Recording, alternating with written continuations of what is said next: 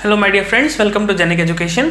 सो अभी तक हमने अरिथमेटिक और डेटा इंटरप्रिटेशन के कुछ टॉपिक्स को डिस्कस किया। नेक्स्ट हम टॉपिक पे आते हैं ट्रिग्नोमेट्री के बारे में थोड़ा सा डिस्कस करते हैं। अब देखिए, ट्रिग्नोमेट्री जो टॉपिक है बेसिकली ये आप बचपन में आपने इसको बहुत अच्छे से पढ़ा है। 10th 11th 12th में काफ़ी ज़्यादा ट्रिग्नोमेट्री पढ़ा है आपने। तो अपन यहाँ पर बेसिकली ये डिस्कस नहीं करेंगे कि ट्रिग्नोमेट्री होता क्या है और किस लिए यूज़ होता है, क्योंकि ये आई होप आप जानते ही होंगे अच्छे से। ओके, तो कुछ जो आइडेंटिटीज़ हैं बस उनको अपन एक बार लिख लेते हैं ताकि आपको ये याद आ जाए, वापस एक बार रिकॉल हो जाए। तो आइडेंटिटीज़ कौन सी ट्रिग्नोमेट्री की? बेसिकली जो सिंपल आइडेंटिटीज़ हैं, जैसे कि sec square x plus cos square x is equals to 1। Okay, दूसरी identity sine square x plus cos square, then sec square x minus tan square x is equals to 1। Okay, then तीसरी cos x square x minus cot square x equals to 1। Okay, ये तीन basic identities होती है trigonometry की। कैसे आती हैं? ये बिल्कुल सिंपल है, जो पाइथागोरस थ्योरम है। एक बार उसको आप p से डिवाइड कीजिए, एक बार b से, एक बार h से। ओके, आई होप आपको पता होगा कि p, b और h मैं किस चीज़ को रेफर कर रहा हूँ, कि आपका जो राइट एंगल ट्राइंगल है, this is h, this is b, this is p। So we have p square plus b square is equals to h square. इसको एक बार p से डिवाइड करेंगे, एक बार b से, फिर एक बार h से। तो इस तरह से तीन आइडेंटिटीज जनरेट हो जाएंगी। ओके, देन ये सिंगल एंगल्स की हो गई। उसके बाद अगर कंपाउंड एंगल्स की बात करें तो तो sine of a plus b की identity. Okay, then cos of a plus b और a प्लस माइनस बी जो भी प्लस और माइनस की होती है। अब ये वाली चीज़ मैं लिख नहीं रहा, ठीक है ना। ये जो आइडेंटिटीज है बहुत सिंपल है, आई होप आपको याद होंगी। अगर नहीं याद है तो बुक को ओपन कीजिए, एनसीईआरटी बुक आपके पास होगी जो 11th 12th में आपने पढ़ी होगी। नहीं होगी तो पीडीएफ फाइल डाउनलोड कर लीजिए, इंटरनेट पे अवेलेबल है एनसीईआरटी की वेबसाइट पे, और उसमें से ये आइडेंटिटीज़ लिखिए। ओके, पर्पस क्या है? पर्पस सिर्फ यही है कि जब आप ये दो आइडेंटिटीज़ लिखेंगे और दूसरी आइडेंटिटीज़ भी नज़र में आएंगी जो कि ऊपर नीचे लिखी रहती हैं, तो आपको एक रिकॉल हो जाएगा कि क्या आपने उस समय पढ़ा था। ओके, तो खास तौर पे ट्रिग्नोमेट्री में अपन जो डिस्कस करेंगे वो कुछ एक क्वेश्चंस डिस्कस करेंगे जो प्रीवियस ईयर में आए थे, directly related to trigonometric ratios. और फिर हाइट्स एंड डिस्टेंसेस जो है टॉपिक, ओके, जो लैम्प पोस्ट और angle of elevation, angle of depression के ऊपर क्वेश्चंस आते हैं, उस तरह के क्वेश्चन को डिस्कस करेंगे। तो ये this particular video will be like a review video. Okay, यहाँ पे हम बेसिक्स पे नहीं जाएंगे, हम डायरेक्टली क्वेश्चंस को अप्रोच करेंगे और सीखेंगे कि किस तरह से क्या टेक्निक लगा के हम क्वेश्चन को सिंप्लीफाई कर रहे हैं। ओके, सो ये आइडेंटिटीज़ हैं। तो सबसे पहले स्टार्ट करने के पहले वीडियो को पॉज कर लीजिए, ये नोट करिए, ये आइडेंटिटीज़ ढूंढिए, कॉपी में लिखिए। ओके, उसके बाद आगे बढ़ते हैं। ओके, तो देखिए, चलिए, आई होप आपने आइडेंटिटीज़ लिख ली होगी। तो अपन कुछ प्रीवियस ईयर क्वेश्चंस डिस्कस कर लेते हैं जो ट्रिग्नोमेट्री में आ चुके हैं, क्योंकि अभी अपन जस्ट एक रिव्यू लेना चाह रहे हैं, एक रिफ्रेशर के तौर पे ट्रिग्नोमेट्री को लेना चाह रहे हैं। तो देखिए, ये एक क्वेश्चन है जो प्रीवियस ईयर में आया है, cot theta minus cosec theta minus 1 upon cot theta minus cosec theta plus 1। Okay, and you need to find इसका वैल्यू इनमें से कौन सा होगा। ओके, अब देखिए, ये same question, exactly same question आपने बचपन में सॉल्व कर लिया है 11th 12th में, बट फिर भी हम भूल जाते हैं कि क्या अप्रोच इसको लेना चाहिए सॉल्व करने के लिए। तो अपन बस उस अप्रोच के बारे में सोच लेते हैं। पहली चीज़ तो ये देखना है कि ये जो रेशोज हैं ये कॉट और कॉसेक के फॉर्म में है, और यहाँ पर जो आंसर्स हैं ये कॉज और साइन के फॉर्म में है। ओके, ये एक सबसे बड़ा डिफरेंस है। तो हम ये सोच सकते हैं, कोई दिक्कत नहीं है, बिल्कुल सोच सकते हैं कि ये जो ऊपर वाला टर्म है, नीचे वाला टर्म है, कॉजेक और कॉट वाला, इसको कन्वर्ट कर देते हैं कॉज और साइन में। Definitely you can do that, it's not big deal, कर सकते हैं। बट आप सोचेंगे कि हाँ, यहाँ पे जब हम इतना सारा कन्वर्जन करेंगे तो हो सकता है कि हमारा प्रोसेस थोड़ा सा टिपिकल हो जाए, थोड़ा क्वेश्चन लेंदी हो जाए। तो और क्या सोच सकते हैं? और दूसरा तरीका सोचने का, देखिए, अभी जो एक्सप्रेशन करंटली लिखा है इसको इसी वे में सॉल्व डायरेक्टली तो नहीं कर सकते। फिर क्या कर सकते हैं? फिर थोड़ा सा एक मॉडिफिकेशन हम ये सोच सकते हैं कि अगर इनको नहीं छेड़ना तो जो कॉन्स्टेंट टर्म है इसको छेड़ते हैं, इसको चेंज करने की कोशिश करते हैं। तो कॉन्स्टेंट टर्म को चेंज कैसे किया जा सकता है, किस तरह से किया जा सकता है, सोचते हैं। देखिए, यहाँ पर हम देखते हैं कि 1 लिखा हुआ है। अब ऐसी कौन सी आइडेंटिटी है जो 1 और कॉजेक और कॉट को रिलेट करती है? तो obviously we can use cosec square theta minus cot square theta equals to 1। ये आइडेंटिटी हम यूज कर सकते हैं। तो हम ऊपर वाले एक्सप्रेशन में क्या करते हैं? Cot theta minus cosec theta minus then cosec square theta minus cot square theta upon cot theta minus cosec theta plus 1, कुछ इस तरह से लिख लेते हैं. ओके, नाउ अब ये जो एक्सप्रेशन है cosec square theta minus cot square theta, this is in the form of A square minus B square. So we can simplify this as cot theta minus cosec theta minus, और bracket में आ जाएगा cosec theta minus cot theta into cosec theta plus cot theta. Okay, something like this upon cot theta minus cosec theta plus 1, something like this. Okay, now what we can do is we can take this cot theta and cosec, sorry this one, this is plus 1 or minus, sorry this one is plus 1. हाँ, okay, ये plus वाला term है यहाँ पे. तो ये वाला जो टर्म है what we can see कि इस एक्सप्रेशन में और इस एक्सप्रेशन में ये वाला एक टर्म कॉमन है, that is cot theta plus cosec theta. तो आप इस पर्टिकुलर टर्म को बाहर निकाल लीजिए. तो यहाँ से मैंने cot theta plus cosec theta को बाहर निकाल लिया. तो ब्रैकेट में क्या बचेगा, 1 माइनस और फिर ये वाला टर्म बचेगा. ओके, कौन सा, ये नेगेटिव वाला. तो ये आ जाएगा cosec theta plus cot theta upon cot theta minus cosec theta and plus 1, something like this. Okay, तो अब आप ध्यान से देखेंगे तो आपको ये दिखाई देगा कि ये वाला टर्म और ये वाला टर्म एग्जैक्टली सेम है. इनको हम कैंसिल आउट कर सकते हैं. तो जैसे ही आप कैंसिल आउट कर देंगे क्या बचेगा, दोनों को कैंसिल आउट कर देते हैं. तो क्या बचेगा, cot theta plus cosec theta. Okay, now cot theta is cos theta by sine theta and cosec theta is 1 by sine theta. So upon sin theta like this. So we'll get the answer as cos theta plus 1 upon sin theta. Okay, so you can check which one is the correct answer. Ultimately reason क्या है इस question को करने का, सिर्फ हमें ये समझने की ज़रूरत है कि क्वेश्चन को मैनिपुलेट कितने तरीक़ों से किया जा सकता है. आप चाहें तो साइन कॉस में कन्वर्ट करके कर लीजिए. अगर आपको लगता है कि नहीं वो थोड़ा सा टीडियस है, लंबा है, तो आप जो कांस्टेंट टर्म है उसको कुछ मॉडिफाई करके कर लीजिए. ओके, यही दो अप्रोचेज होती हैं. बेसिक जो ट्रिग्नोमेट्री आइडेंटिटीज जो चैप्टर आपने बचपन में पढ़ा होगा, जहाँ पे प्रूव दैट के क्वेश्चंस आते थे, prove LHS equal to RHS. तो ये क्वेश्चन कुछ वैसा ही है. उसको सॉल्व करने के लिए अप्रोच क्या होती थी, हमें कोई एग्जैक्ट अप्रोच पता नहीं थी. हमें क्या दिखता था कि क्वेश्चन लिखा है, सॉल्यूशन है, हम सॉल्व करते जाते हैं और एंड तक करते जाते हैं उसको. फिर आखिर में कहीं जाके दिख जाता है कि हाँ आंसर अब मैच हो गया है. ओके, LHS RHS प्रूव हो गए, इक्वल प्रूव हो चुके. बट ऐसा नहीं करना है, हमें बिल्कुल समझ के चलना है कि अप्रोच क्लियर रहे. या तो कांस्टेंट को छेड़ेंगे या फिर इन टर्म्स को छेड़ेंगे. किस टर्म्स में छेड़ेंगे कि इस तरह से रेशो में कन्वर्ट कर दे, साइन कॉस के फॉर्म में. ओके, सो ये एक बेसिक क्वेश्चन है, इसे नोट करिए. और आप चाहे तो एक बार साइन कॉस के फॉर्म में कन्वर्ट करके भी सॉल्व करके देख लीजिए. It is just a method of practising. Okay, इसे नोट करिए, आगे बढ़ते हैं. Okay, now let's move to the next question. ये क्वेश्चन क्या बोलता है, 1 upon sec x minus tan x minus 1 upon cos x is equals to what, you have to determine. Okay, तो हम देखते हैं ये एक्सप्रेशन और ये एक्सप्रेशन जो ऑप्शंस दिखते हैं हमें, तो क्या दिखता है अगर अपन ऐसा अप्रोच से देखें यहाँ पे. तो this is 1 upon cos x, this is 1 upon sec x tan x. तो अल्टीमेटली आंसर्स भी sec x और tan x के फॉर्म में ही है. मतलब हमें sec x tan x और cos x के फॉर्म में ही आंसर निकालना है. ओके, अब एक बार के लिए लगता है कि इसमें क्या फर्दर हम अप्रोच कर सकते हैं. ओके, तो अगर आप अप्रोच की सोचें तो we will think in terms of identities. तो आइडेंटिटीज़ क्या हो सकती है, देखिए ये sec x और माइनस tan x है. हमारे पास एक आइडेंटिटी अवेलेबल है कि sec square x minus tan square x is basically equals to 1.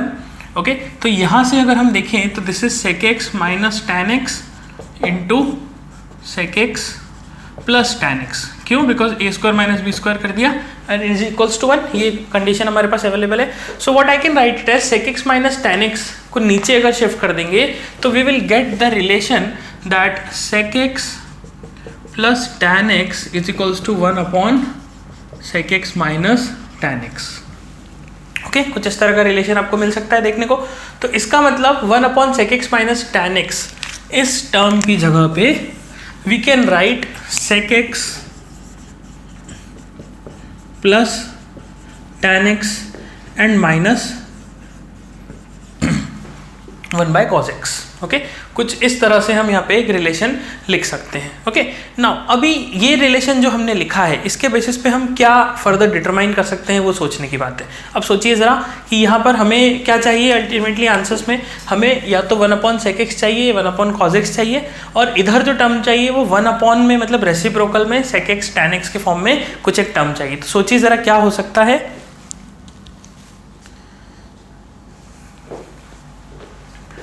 तो ऑब्वियसली बात है क्या दिखेगा यहाँ पे, हमें साफ बात है कि ये जो 1/cos x है इसको मैं sec x में कन्वर्ट कर दूं अगर, तो ये पहला स्टेप था। दूसरे स्टेप में क्या मिलेगा, sec x plus tan x minus sec of x।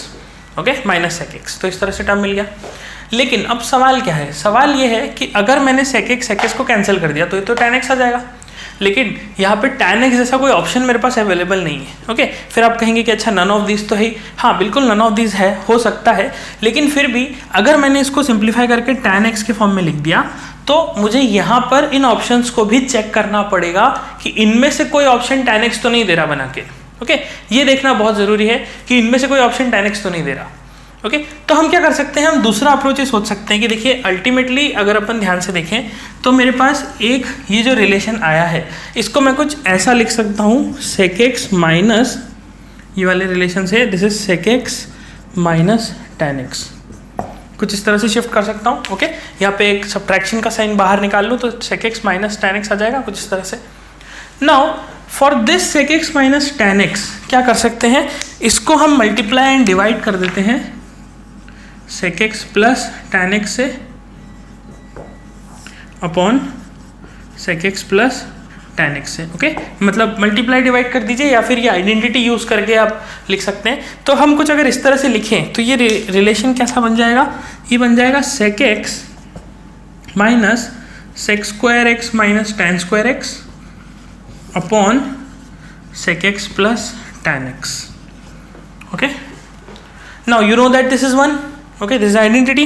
तो अल्टीमेटली ये रिलेशन कुछ इस तरह का रिजल्ट दे देगा, 1/cos x minus 1/sec x plus tan x। Okay, something like this, this will give you the result in this manner. Okay, ये ऐसा result दे सकता है। अब एक छोटा सा शॉर्टकट अपन चाहे तो यूज़ कर सकते हैं। ये तो हमने सिंप्लीफाई कर लिया, सिंप्लीफाई करके आंसर निकाल लिया।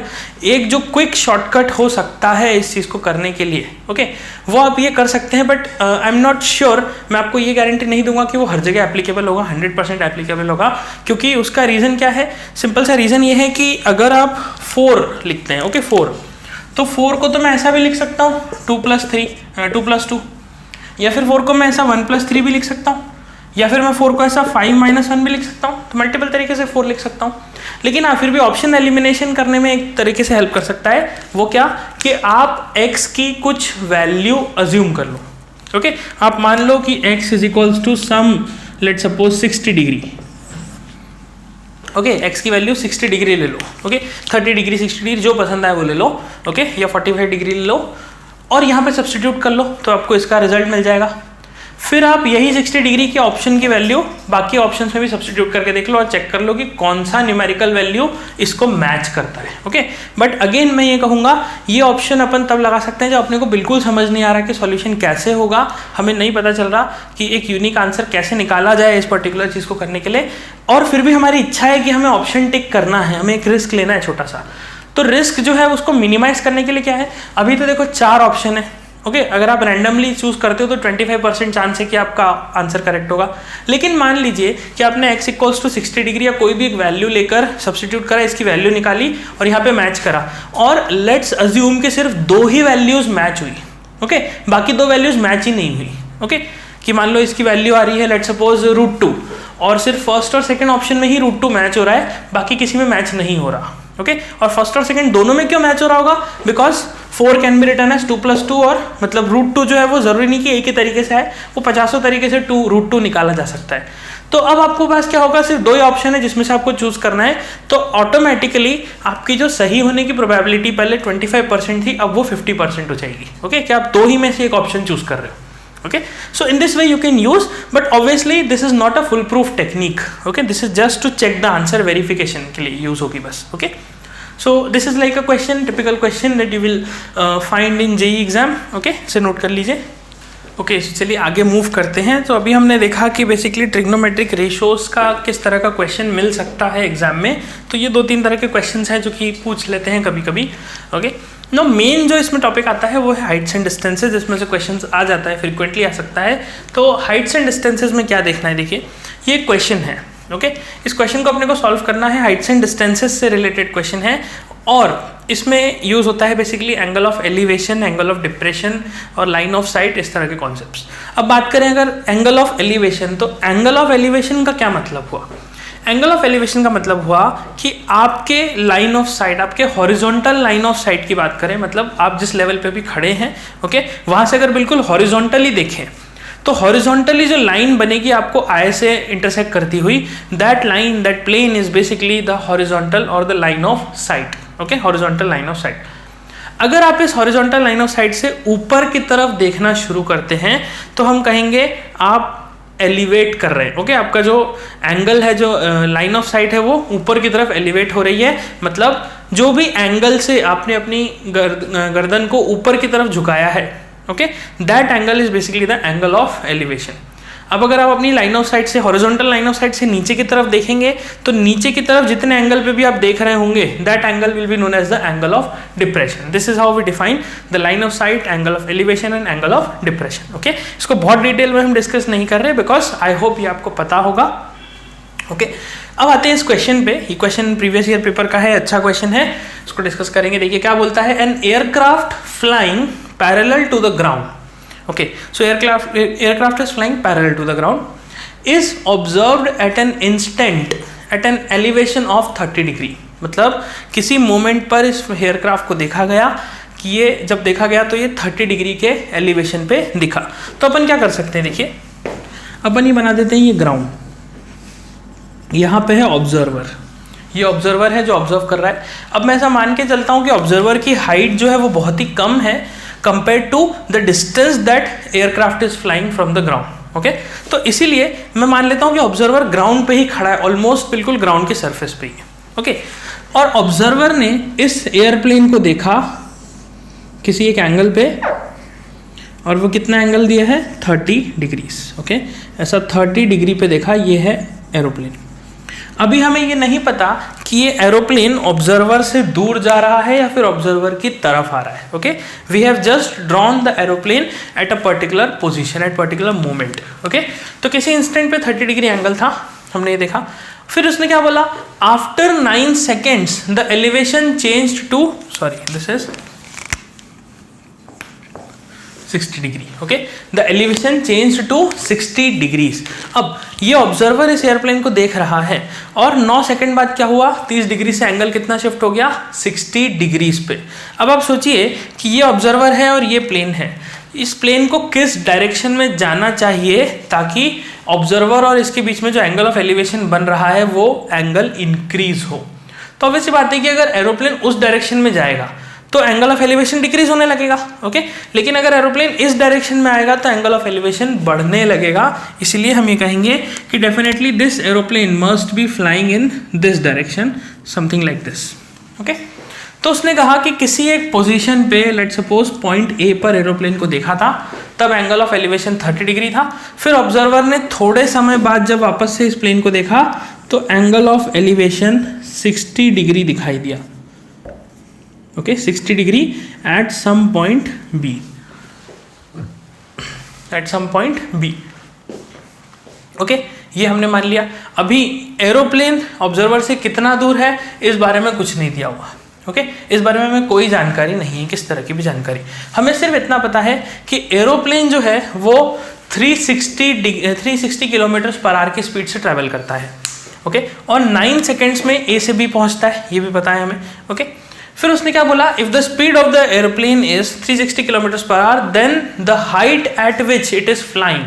ओके, मतलब हमें ये बताना है कि अगर ये सिचुएशन बनती है तो इस सिचुएशन में एरोप्लेन किस हाइट पर फ्लाई कर रहा है. तो किस हाइट पर फ्लाई कर रहा होगा ये अपन देखते हैं. यहाँ से ड्रॉ करें तो ये जो हाइट होगी h हाइट, इस पे फ्लाई कर रहा होगा. अब मैं अगर पॉइंट ए से ग्राउंड तक की लेंथ नापता हूँ तो ये भी h कहलाएगी. और सिमिलरली पॉइंट बी से भी अगर ली जाए तो क्या उसे भी मैं h कह सकता हूँ? सोचिए ज़रा। हाँ बिल्कुल, उसे भी मैं h कह सकता हूँ। द रीज़न इज यहाँ पे साफ साफ लिखा हुआ है aircraft flying parallel to the ground. Okay, parallel है, बिल्कुल प्लेन, ना ही ये नीचे आ रहा है, मतलब ना ही ये लैंड करने वाला है और ना ही ये टेक ऑफ कर रहा है, ये बिल्कुल पैरेलली फ्लाई कर रहा है। ओके, अब यहाँ पे देखते हैं, उसने कहा A से B वो 9 सेकेंड्स में पहुंच गया। इसका मतलब A से B का जो डिस्टेंस है वो मैं निकाल सकता हूँ क्या? कैसे? A से B का distance is basically speed into time. Now what is the speed? Speed of aircraft is 360 kilometres per hour, लेकिन A से B का जो टाइम दिया हुआ है वो 9 सेकेंड्स दिया हुआ है। Okay, 9 seconds. तो इसका मतलब पहले तो मुझे इस स्पीड को कन्वर्ट करना होगा किलोमीटर पर आवर से मीटर्स पर सेकेंड में। तो उसका क्या टेक्निक होता है? किलोमीटर पर आवर से मीटर पर सेकेंड में अगर आपको स्पीड को कन्वर्ट करना है तो आप इसे मल्टीप्लाई कर देते हैं 5/18 से, और अगर आपको मीटर पर सेकेंड से किलोमीटर पर आवर में करना है तो इसको आप 18/5 से मल्टीप्लाई कर देते हैं। तो अभी हम क्या करेंगे, स्पीड को हम लिख देंगे 360 इंटू 5/18। ओके, और टाइम कितना दिया हुआ है? टाइम दिया हुआ है 9 seconds. So now we can relate this 9 seconds. How? This will give you, this is 18 2s are 36 and 0, तो ये हो गया 900 मीटर्स। ओके, मतलब A से B का डिस्टेंस आपको दे दिया 900 मीटर्स। तो ये हॉरिजॉन्टल, क्योंकि ये सब रेक्टेंगल बना हुआ है तो ये भी 900 मीटर्स। मतलब एक एरोप्लेन को मैंने देखा 30 डिग्री पे, जब वो 900 मीटर आगे की तरफ आया, हॉरिजॉन्टली 900 मीटर्स आया, तो उसका एंगल ऑफ एलिवेशन शिफ्ट हो गया 60 डिग्री पे। और अब मेरा टास्क क्या है यहाँ पे निकालने का? मेरा टास्क है h को डिटरमाइन करने का। ओके, तो हमें यहाँ दिखता है कि h को डिटरमाइन करने के लिए हमें कुछ एक रिलेशन बनाना होगा। किसमें? एंगल्स में, इस 900 मीटर्स में और h में एक रिलेशन बनाना होगा। तो हमारे पास यहाँ पे 2 ट्राइंगल्स दिखाई देते हैं। 2 ट्राइंगल्स कौन से? पहला ट्राइंगल है, इसको अपन मान लेते हैं, let's suppose C and this is D। तो पहला ट्राइंगल है ट्राइंगल OBC एंड दूसरा ट्राइंगल है ट्राइंगल OAD। ये 2 ट्राइंगल्स हमें दिखते हैं यहाँ पे। ओके, अब इन दोनों ट्राइंगल्स में हमें डिटरमाइन क्या करना है? BC और AD, मतलब H डिटरमाइन करना है बेसिकली। और इन दोनों ही ट्राइंगल्स में कॉमन क्या चीज़ है? सबसे बड़ी बात कॉमन। क्यों कॉमन क्यों ढूंढ रहे हैं हम? कॉमन हम इसलिए ढूंढ रहे हैं क्योंकि इस H को रिलेट करने के लिए हमारे पास एंगल्स है और 900 मीटर्स है। ओके, और वो दोनों अलग अलग ट्राइंगल्स में। ओके, ये एंगल अलग ट्राइंगल का है, ये एंगल अलग ट्राइंगल का है। तो दोनों ट्राइंगल्स को आपस में जोड़ने के लिए हमें कुछ एक कॉमन प्लेटफॉर्म चाहिए, और वो कॉमन प्लेटफॉर्म कौन सा है? ये OC। ओके, क्या आप देख सकते हैं OC जो लेंथ है वो ट्राइंगल OBC में भी आ रहा है और ट्राइंगल OAD में भी आ रहा है। तो दोनों ही ट्राइंगल्स में ये लेंथ आ रही है, और क्योंकि ये लेंथ दोनों ट्राइंगल में आ रही है, अब हमारे लिए रिलेट करना ईजी हो जाएगा। कैसे? देखिए, अगर हम छोटे वाले ट्राइंगल की बात करें, OBC ट्राइंगल की, तो ये H है और ये बेस है। ओके, मतलब ये परपेंडिकुलर है, ये बेस है, और एंगल कितना है? 60 डिग्री। तो in this triangle OBC I can write tan 60 degree is equals to H upon X। Okay, H upon X। Similarly in triangle OAD I can write tan 30 degree is equals to H upon length कौन सी? OD। ना OD length किसके बराबर है? X plus 900 के। तो यहाँ पे मैं लिख सकता हूँ X plus 900।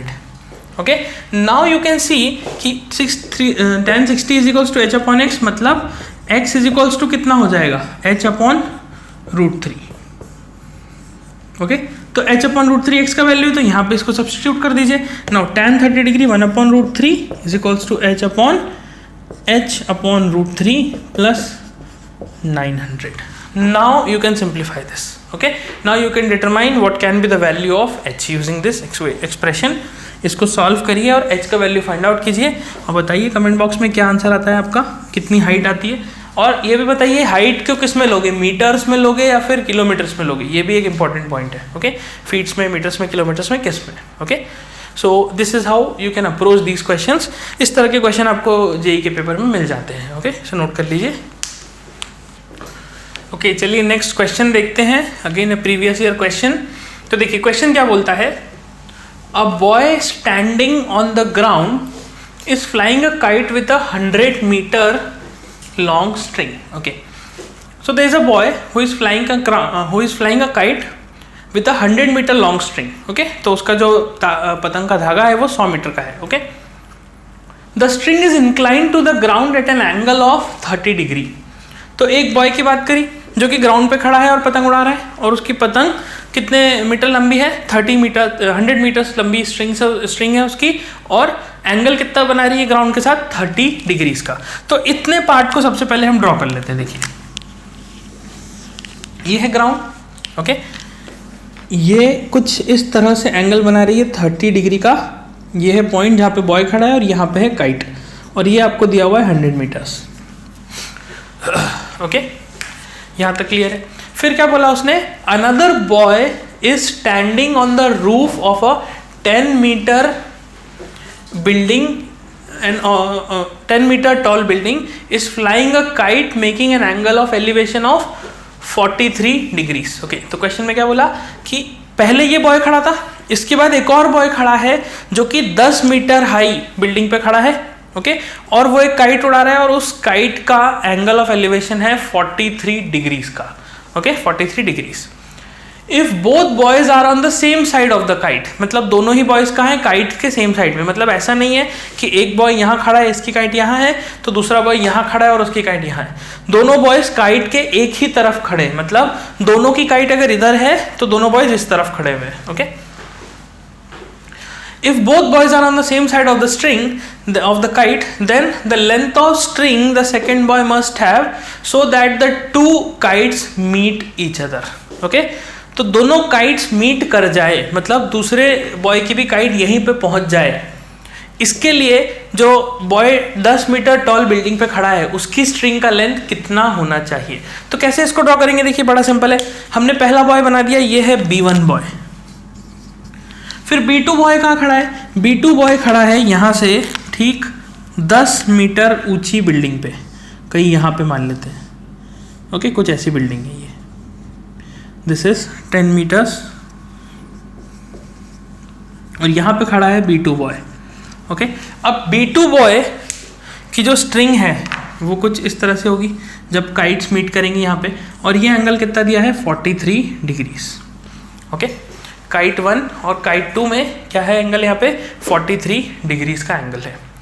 Now we have to find what is the length of this string. इस स्ट्रिंग का लेंथ कितना होना चाहिए कि दोनों बॉयज की जो काइट है वो मीट कर जाए. तो अभी हमने क्या करा, दोनों की काइट मीट करा दी. तो उस बेसिस पे अगर अपन काइट की हाइट को देखें तो वो कुछ इस तरह से ग्राउंड से, लेट सपोज h हाइट पे है दोनों काइट्स. ओके, अब यहाँ पे सवाल आता है कि हमें निकालना क्या है. हमें निकालना है L, ना कि H हमारे काम का नहीं है, H को हमें एलिमिनेट कर देना है. ओके, L निकालना है. और दूसरी चीज़ हमारे दिमाग में आती है कि क्या यहाँ पर कौन सा रिलेशन हम अप्लाई कर सकते हैं, किस तरह का हमारे पे रिलेशन दिखता है. तो देखिए इस पर्टिकुलर काइट में आपको लेंथ ऑफ स्ट्रिंग दिया हुआ है और ये हाइट है h. ओके, h की वैल्यू कितनी नहीं पता, लेकिन अगर अपन दूसरा एक यहाँ पर ट्राइंगल फॉर्म करें कुछ इस तरह से B2 बॉय के लिए, तो B2 बॉय के केस में आपको ये लेंथ निकालना है, और ये वाली चीज़ जो है ये कितनी दी है, ये गिवन नहीं है, ये h - 10 हो जाएगी क्योंकि ये 10 मीटर ऊपर खड़ा हुआ है. ओके, तो हाइपोटेनियस और परपेंडिकुलर, और इस ट्राइंगल में हाइपोटेनियस और परपेंडिकुलर ऐसा रिलेशन बनाया जा सकता है. तो हाइपोटेनियस परपेंडिकुलर मतलब अगर अपन B1, let's suppose this is D, this is C, तो B1CD ट्राइंगल की बात करें, ट्राइंगल B1CD, तो यहाँ पर मैं लिख सकता हूँ क्या रिलेशन होगा. अगर हाइपोटेनियस और परपेंडिकुलर को रिलेट करना है तो ये हो जाएगा sin 30 degree is equals to h/100. Okay, फिर दूसरा ट्राइंगल हम बनाते हैं B2C और इसको बोल देते हैं लेट सपोज E.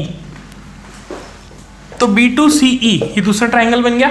इस ट्राइंगल में हमारे पास अगर हाइपोटेनियस और परपेंडिकुलर को रिलेट करना है तो एंगल है sin 43 degree is equals to hypotenuse कितनी, परपेंडिकुलर कितना है, h - 10/L, that is hypotenuse. Okay, now यहाँ से अगर अपन देखें तो h का वैल्यू कितना है, sin 30 डिग्री 1/2, तो h का वैल्यू आ गया 50. h का वैल्यू 50 आया तो उसको यहाँ सब्सटीट्यूट कर दीजिए, तो L का वैल्यू कितना आ जाएगा, 50 - 10/sin 43 डिग्रीज। ओके, ये एच का वैल्यू यहाँ रख दिया हमने। तो 50 माइनस 10 अपॉन साइन 43 मतलब 40 अपॉन साइन 43 डिग्रीज। तो ये आ जाएगा length of string of this second boy so that both the kites meet each other. Okay, तो इस तरह से ये क्वेश्चन सॉल्व किया जा सकता है। सो इसे नोट कर लीजिए।